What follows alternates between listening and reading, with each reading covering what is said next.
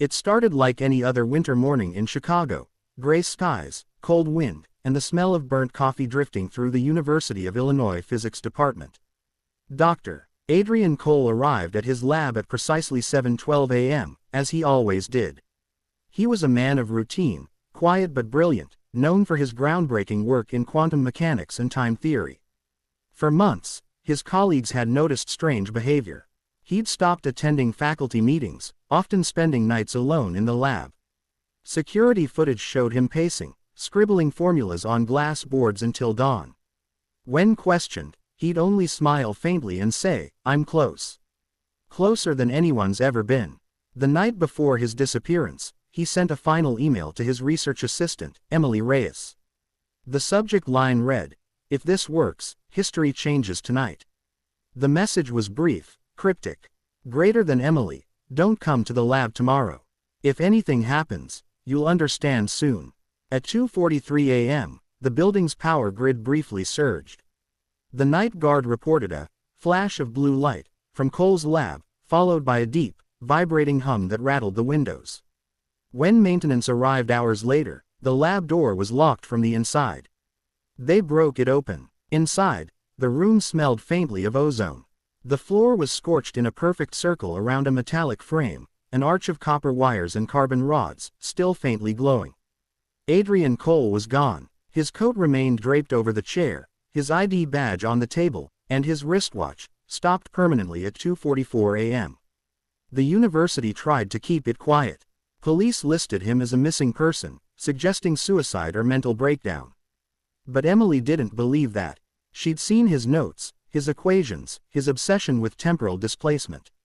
He wasn't suicidal, he was certain. 3 weeks later, she broke into the sealed lab to retrieve his private journal. What she found inside its final pages changed everything. Emily Reyes had stared at the leather-bound journal for nearly an hour before daring to open it. It was old, worn at the edges, filled with coffee stains and ink smudges. The first few pages were filled with equations, dense, almost incomprehensible, even to her. But as she turned the pages, the tone shifted from academic precision to something else, something darker. Greater than, if time is a dimension, not a constant, then perhaps it can be folded. What if the barrier isn't physics, but perception? The machine works in theory. Now I need proof. The final entries, dated just days before his disappearance, were frantic. The handwriting trembled across the page. Greater than January 18, 2022, 3:14 a.m. I saw it today, just for a second. The clock reversed by 2 minutes. The air froze. I think I tore the surface. Just a glimpse, like a reflection on water. Greater than January 21, 2022, 2:10 a.m. The portal holds for 4.3 seconds. I dropped a metal pen through. It didn't come back. The scanner detected radiation off the charts, but no heat signature. No return echo. Greater than January 23, 2022, 2:40 a.m. Tomorrow, I go through. Emily's heart pounded as she read those words.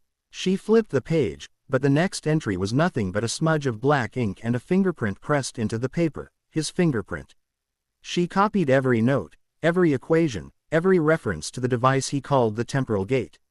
There were schematics in the margins, hand-drawn sketches of a circular frame, surrounded by electromagnetic coils and cooling systems. At the center, a small black cube labeled, Core. That night, Emily stayed in the lab long after the campus had gone dark. She powered up the computers that had sat idle for weeks. The log files were still there, sensor data from the night of Cole's disappearance. At exactly 2 hours 43 minutes and 9 seconds a.m., the system recorded a spike of unknown energy.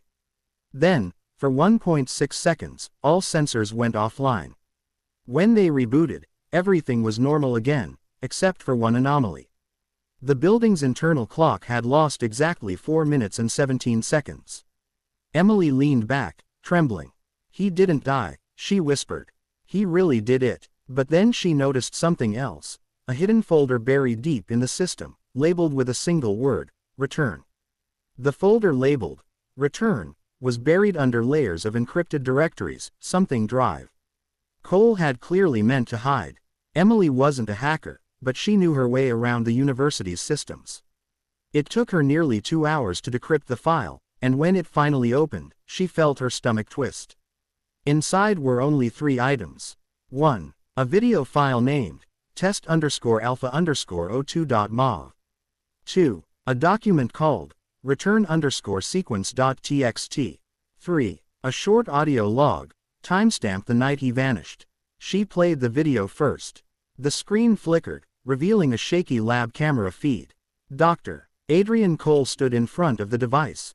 The temporal gate, wires snaking across the floor, the copper arch humming faintly. He looked exhausted and shaven, but his eyes were alive with intensity. This is test Alpha 2, he said. The pen did not return. The camera probe melted, but the readings show stable passage for 3.9 seconds. That's long enough. He adjusted a small device strapped to his wrist, a digital chronometer. Then he looked straight into the camera. If I don't come back, I was right. The frame shook as he stepped through the arch. There was a flash of blue light, a burst of static, and then the video cut out. Emily exhaled shakily. Her hands trembled as she clicked open the second file, return_sequence.txt. It was nothing but lines of code and machine instructions, but buried at the bottom was a single sentence. Manual override must be initiated from the entry side. She frowned. That meant if Cole had gone through, he couldn't return without someone here to activate the sequence. He'd built a one-way door. The last file was an audio log. When Emily pressed play, the sound of lab equipment filled the speakers, followed by Cole's voice, softer this time, uncertain. If you're hearing this, it means the return signal failed. The device works. I've seen it. The other side isn't what we think. Time isn't linear there. It's fractured, like reflections in a broken mirror. There was a pause. She could hear him breathing heavily. I saw something. It wasn't human. It looked at me like it recognized me. I don't know how that's possible. If I can't come back, tell Emily I'm sorry. Then the recording ended abruptly. Emily froze. He'd mentioned her name. He'd known she'd find it. Her computer suddenly flickered. The cursor on the screen moved on its own. 1, 2, 3 times, before a single line of text appeared in the terminal window. Emily, don't turn it on again. Her heart nearly stopped. The message vanished as quickly as it appeared. She looked up at the silent, dark archway in front of her. Every instinct screamed to leave.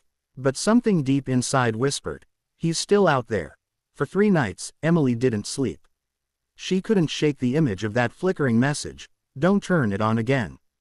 But the more she thought about it, the more she realized one thing: if Dr. Cole had somehow sent that message from the other side, then he was alive. And if he was alive, there had to be a way to bring him back. By Thursday, she'd made her decision.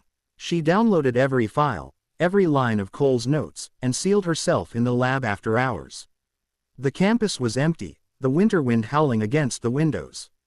The temporal gate sat silent in the center of the room, its metal frame coated in dust, as if waiting for her. She reconnected the power conduits, ran diagnostics, and recompiled the control program.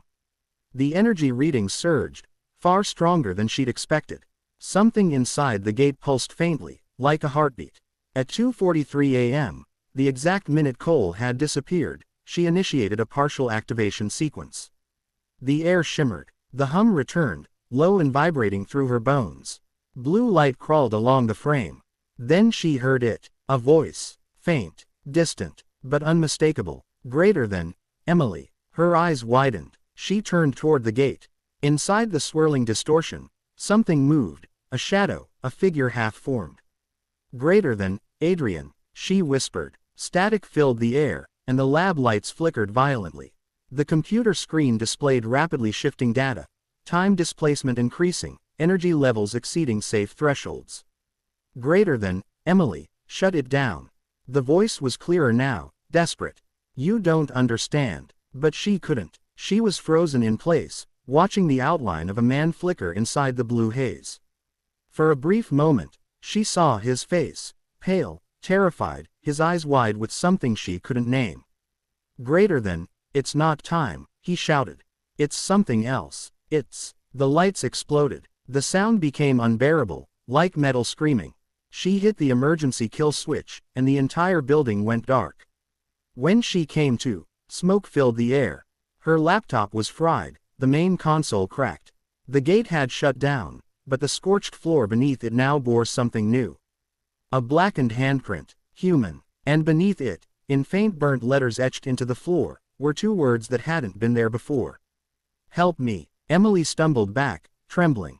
Whatever drive Cole had found, it wasn't just time he'd entered. It was something that could reach back. The university declared the explosion an equipment malfunction, and sealed the lab indefinitely. Campus security took the damaged equipment away for inspection, and Emily was ordered to take a leave of absence. But she couldn't stop thinking about what she'd seen. His face, his voice, the handprint burned into the floor. 3 days later, she returned under cover of night. She knew the security patrol schedule, every blind spot in the cameras. The lab was dark and cold, stripped of most equipment, but the gate's circular frame still stood, blackened, half-melted, yet somehow intact. She ran her fingers along the surface.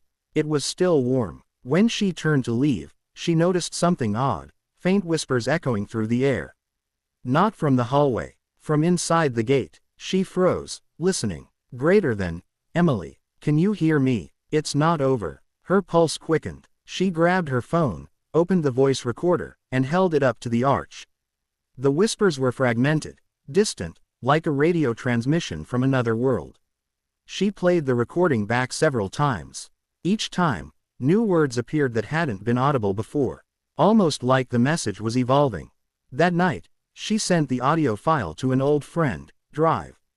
Ryan McCall, a signal processing expert at MIT. He called her back within an hour, his voice tense. Greater than, Emily, this isn't interference. I analyzed the waveform. It's structured, repeating every 17 seconds. Someone's trying to transmit a data pattern through it. Greater than, data, she asked. From where? Greater than, that's the thing, he said quietly. The frequency doesn't exist in RM spectrum. It's off the chart. Whatever's sending this isn't in normal spacetime. Emily's stomach dropped. Then it's him. Greater than, if it is, Ryan said, he's using something beyond any known transmission method. It's like he's bending the signal through time itself. That night, she decoded the pattern further using Cole's original equations. When she mapped the waveform into visual form, it revealed a pattern, a spiral of numbers and coordinates. Coordinates that pointed not to a location, but to a time. June 14, 2047, 3:15 a.m. She stared at the timestamp. That was 22 years in the future. And beneath the data spiral, barely visible, was one final fragment of text embedded in the signal, something that chilled her to the bone. Greater than, don't come for me. It's watching you now. She shut off the computer immediately. The lights flickered once, twice, and then the lab door creaked open behind her on its own. There was no one there. But on the glass board where Cole had once written his equations, new words had appeared in fresh marker. June 14th isn't the end. It's the beginning.